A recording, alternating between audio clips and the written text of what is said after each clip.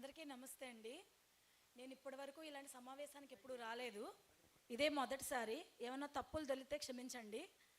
ఇప్పుడు అందరూ చెప్తున్నారు కదా, సార్ చెప్పారు విజయవాడలో పైన అమ్మవారు కిందకు అమ్మవారు అని.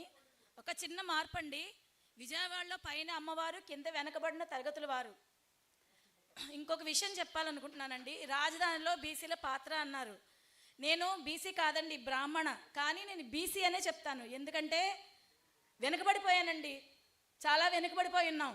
మేము కూడా వెనుకబడిపోయే ఉన్నాం, ముందుకు రానివ్వట్లేదు. ఇప్పుడు 1000 మంది రాజధానిలో 1000 ఎకరాల కేటాయింపు అన్నారు కదా. ఎకరాల కేటాయింపు గురించే చూస్తున్నారు కానీ రాజధాని నిర్మాణం గురించి ఎందుకు చెప్పట్లేదు. సింగపూర్ తరహా రాజధాని అంటున్నారు కానీ రాజధానిలో మన పిల్లలు చదువుకోలేదా, బీటెక్లు చేయలేదా, మన పిల్లలకు తెలివి లేదా?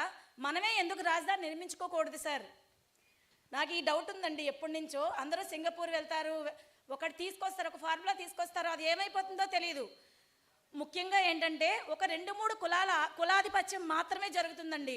ఇక్కడ బీసీలా ఎవరా నేను మాట్లాడను కానీ కులాధిపత్యంతోనే నడుస్తున్నాం మనం. భయపడాల్సి వస్తుంది వాళ్ళకి. ఏదైనా మాట్లాడాలి ధైర్యంగా అంటే ఈరోజు నేను రామచంద్ర యాదవ్ గారు ఉన్నానని ఒక ధైర్యంతో మాట్లాడుతున్నా.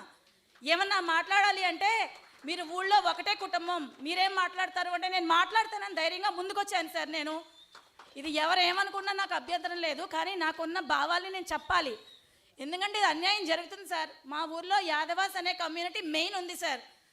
ఇప్పుడు ఇక్కడ రామచంద్ర యాదవ్ గారు యాదవ్ అని నేను మాట్లాడటం లేదు, ఎందుకంటే మా యాదవుల గురించి నేను చెప్పాలనుకుంటున్నాను. ఏంటంటే వాళ్ళని అందరూ యూజ్ చేసుకుంటారండి. రెడ్డీస్ వస్తే ఆ పార్టీ వస్తే వాళ్ళు, ఈ పార్టీ వస్తే వీళ్ళు యూజ్ చేసుకుంటారు. ఒక ఆడపిల్ల ధైర్యంగా కాలేజ్కి వెళ్ళాలన్నా కూడా వాళ్ళు మాకు ధైర్యం సార్. నేను అర్ధరాత్రి సెంటర్లో దిగితే, బస్ దిగితే కూడా వాళ్ళు చాలా ధైర్యం. అక్కారా అమ్మ ఎక్కండి ఆటో అని చెప్పి ఇంటి దగ్గర దించుతారు సార్ వాళ్ళు. అది మా ఖమ్మంపాడు సార్. మా ఖమ్మంపాడు గురించి తెలియజేయాలనే నేను ఇక్కడికి వచ్చా ఫస్ట్. ఎందుకంటే వాళ్ళని టీడీపీ వాళ్ళు వస్తే వాళ్ళు వాడుకుంటారు, వైసీపీ వాళ్ళు వస్తే ఒక రకంగా వాడుకుంటారు. చాలామంది ఒక 2-3 నాయకత్వంలోనే నడుస్తుంది సార్. అక్కడ కూడా వాళ్ళ కన్సర్న్లోనే నడుస్తుంది. నాతో పాటు వస్తామని చెప్పిన వాళ్ళు కూడా డ్రాప్ అయిపోయారు. భయపడి మాత్రమే డ్రాప్ అయిపోయారు సార్. ఈ భయాల్ని పోగొట్టాలని నేను కోరుకుంటున్నాను. నిజంగానే వెనకబడి ఉన్నారు సార్, బీసీలు వెనకబడి ఉన్నారు.